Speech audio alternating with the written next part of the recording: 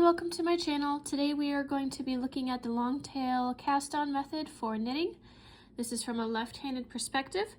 And so to get started here, basically all I've got is a slip knot around my knitting needle. We are only going to be needing one for the cast on method.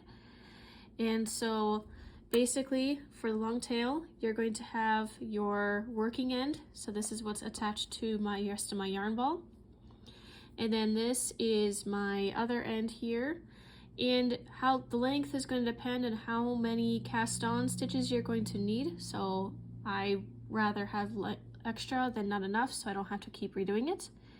So how I'm going to do this cast on method is I'm going to put my index finger and my thumb inside like this, and I'm going to use my other hands to grab those two ends, okay? So you can see like this, what I've got going on here. And so what I'm going to do this is I'm going to put my needle underneath of my loop that's connected to the yarn. I am going to go up and over like this. And that first yarn that I went under, I'm going to go around and drop it and do that. Okay. That might be a little confusing, so I'm going to do it a couple times here. So again, the thread that's connected to my yarn ball, I'm going to go under here in between my thumb and index finger. I'm going to go around and under my tail end of the yarn, go under this one here, okay?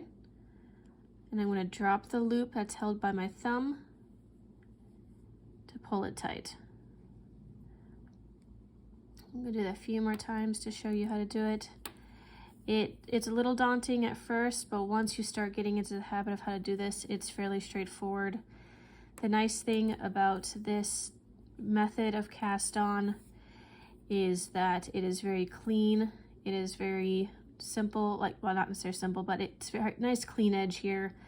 The only challenge might be is if you do this really, really tight, it can cause some challenges, so just keep that in mind for your attention. But yeah, that is the long tail cast on method for knitting. Hope that made sense, and have a great day.